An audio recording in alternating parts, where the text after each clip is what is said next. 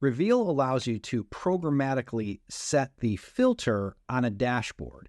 In this example, I'm going to use that capability to grab a query parameter and pass the stock symbol to the filter so I'm showing the correct data on the dashboard for the selected item in my list on the home page. So for example, as I select items in my list, if I want to look at the stock analysis for MDLX, I want to be able to click this button and then have this dashboard filtered to MDLX. Currently, it's just the default dashboard with no filter set. Likewise, on this dashboard screen, I have a thumbnail of all of my dashboards. And when I click the open button, I want to pass a variable to the reveal view so it loads a completely different dashboard. In this case, I'm still showing that banking risk dashboard, but I want the banking dashboard. If I go back to insurance and I select open, I want to show the insurance dashboard. So I'm going to minimize this and we'll look at what I'm doing here in my Angular application. So on that main screen where I selected the icon in my list, I already have the router link set up. So as we saw, it was going to the dashboard view page.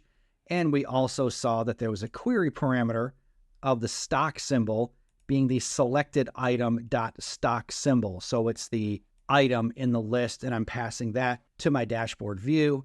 If I scroll down, this is also in another spot here where we have a button. And when you click the button, we're sending the same query parameter here. So it's just a different area of the screen. On the dashboard screen, if I go to its HTML, we can see here on this button, we are passing the router link, dashboard view, and then the item.title. The item.title is simply the name of the dashboard that I would like to load. So how do we handle this? In this application, I have the dashboard view component, and this is really where all the magic happens to load the dashboard that's being passed. You can see that in the ng after view init, I am grabbing the query parameter, the stock symbol, and I'm passing to the load dashboard function a dashboard name, and then the stock symbol. And then in load dashboard, based on what's in the parameters passed to this function, I'll either take the dashboard name that's passed in. If it's empty, I will just hard code analysis, which is where I want to set my filter. So the first thing that we want to do is remove this hard-coded dashboard name, because if there is a valid dashboard being passed, I want to pass it to the load dashboard function. So let's say that the constant dashboard ID equals this dot route dot snapshot, just like we have above, dot param map. So it's a parameter, and I want to call dot get, and we're going to get the ID. So that ID is actually what's being passed. So it's banking, CRM, healthcare, insurance, etc. So at this point, I have a dashboard ID. So I'm passing it here, and it will be used here. And then the last thing we'll do is remove this hard-coded variable, and we'll pass in the dashboard ID. So now that should take care of the page that had our preview icons of our dashboard. So if I click open on CRM, it sees that we have the CRM ID being passed to this page.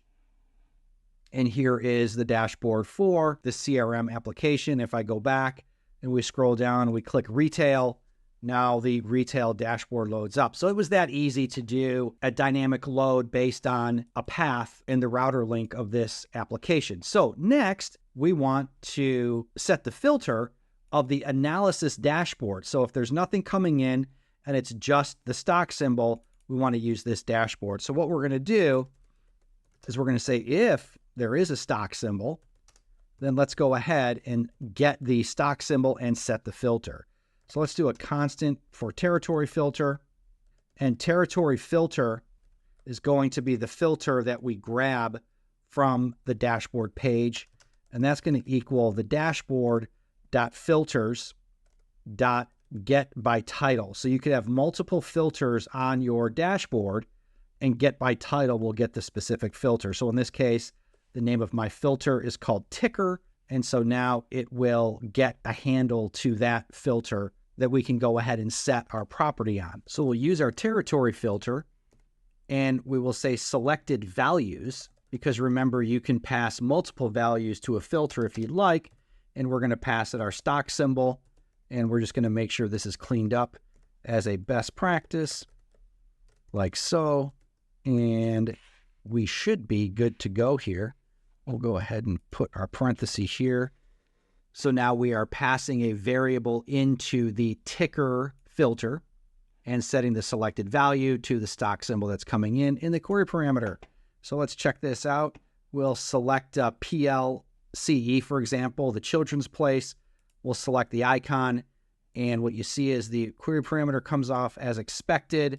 The PLCE ticker is selected as we programmatically asked it to be selected. So there it is checked, and we have all the children's place information.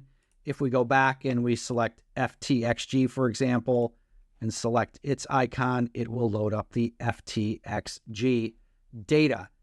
At the same time, if I go to my Analyze button, it will do the same thing. In this case, UNH was selected, so United Health Group is the filter data in my dashboard.